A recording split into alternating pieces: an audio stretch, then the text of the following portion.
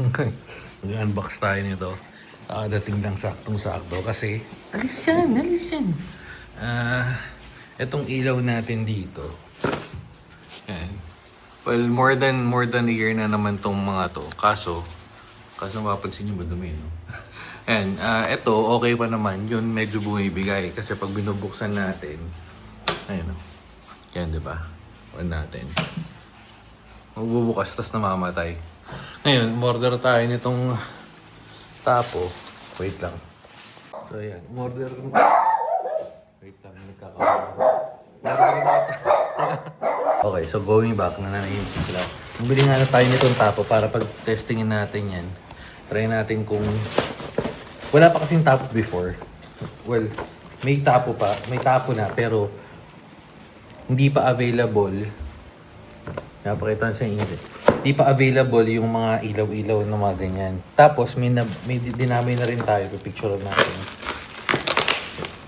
Kailangan na natin ng tengway. No? So, yun na nga. Bumili tayo nito, yung dalawa, tsaka nitong sensor. Di ko alam kung paano ko pagagamitin, pero meron kasamang sensor. Parang mga 400, 500 yan. Tapos, ito yung papalit natin. Na nagre-range ng 60 watts. Ewan ko mataas yun. Pero usually 2-3 watts lang, di ba? Pero sige, try natin. Ayan. So, ayan yung binili natin. Para palitan yan. Okay. So, buksan lang natin. So, maganda sa kanya, mas madali i-set up dahil meron na siya nung sa app. Kesa nung, ito kasi naka-set up sa Tuya.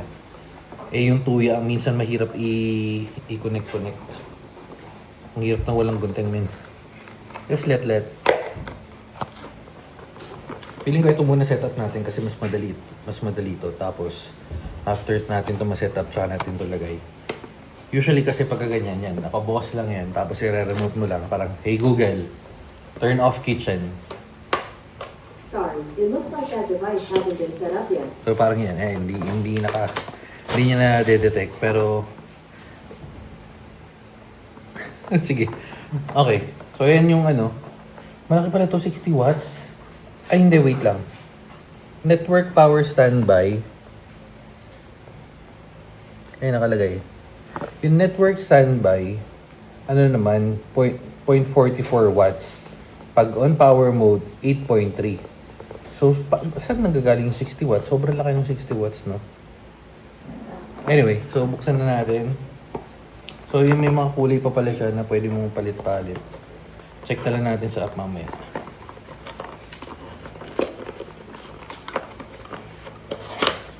Okay. So, wala naman kakaiba.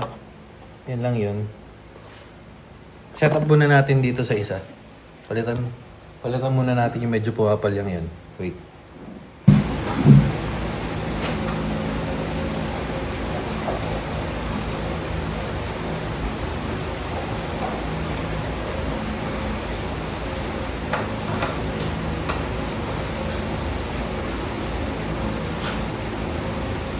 Okay, so before nun, mas malaki pala tong yung nakalagay ngayon versus dito. Ayan, size difference. So set up natin, pakita ko sa inyo yung app ng Tapo, lipat tayo dun. Okay, so update na, tanggalin natin. Ito, nakabit ko, medyo mabilis mag-connect dito. Feeling ko ito may problema kasi ito yung natin connection. Sa yung router, yung access natin. Pero tatay natin mag-connect ulit. Okay, so dito tayo ngayon sa punta tayo ng Tapo. Anong model nito? Wait lang. Hindi ko makita. Pero hindi, malalabas naman dito yun sa add device tayo. Tapos lights.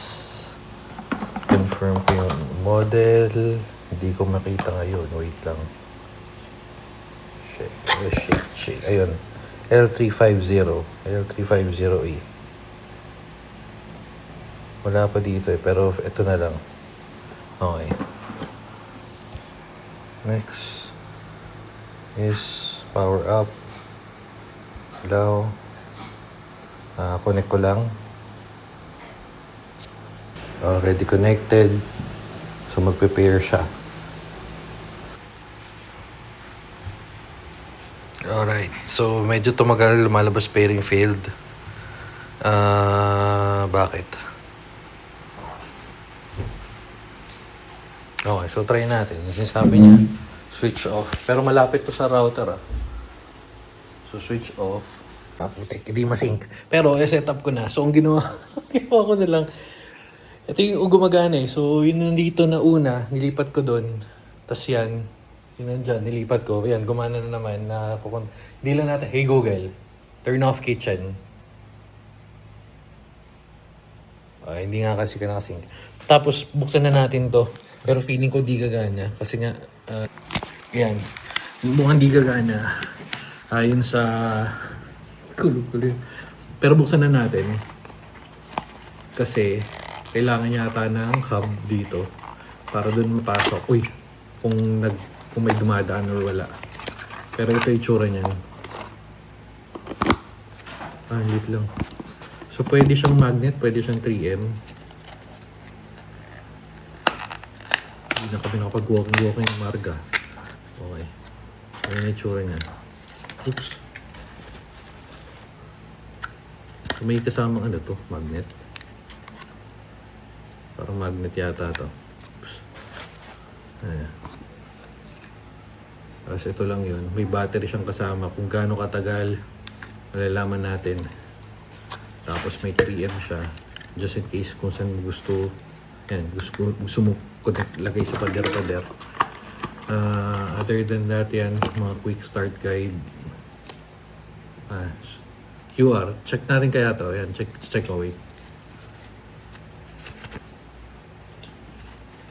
Pero meron naman siya din. Usually, connect lang naman yan. Pero, tingnan natin. Wala, sinasabi nilang mag-download sa app. Hindi pala kita, ito pala. Tingnan natin yan, wala na to. Ito, may isa pa kasama. Ano to? Before you start. Dito tayo na GG. Kailangan natin ng hub. Ano? Before you start. Hub. So, bibilan tayo ng hub yung pinaka medyo malapit. Or, yan. So, mas maganda yata yun kasi dun sa hub, yun na lang yung pag-connect natin. Oh, shit. Sige. So, kulang tayo ng hub, bibili na tayo ng hub. Pero, for now, park muna natin to. Ayun yung mga kalat-kalat natin. Okay. Pero okay na naman, nagana na naman eh. Ang kailangan lang natin pagganahin ito. Oops. And again, hindi sinabi kasi na kailangan ng hub. Ano to? Path to open.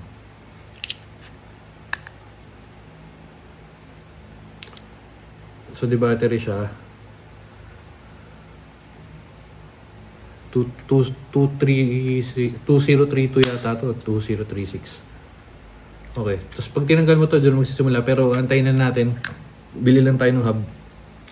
Baka dumating din yung mabilis lang naman yun. At dahil dyan, dito na muna natin tatapusin. Hindi natin na-kompleto pero all goods na to. Setup ko lang to isisync ko lang sa Google Home. May update yung Google Home, medyo nagkagulo-gulo sila pero all goods. Bubu.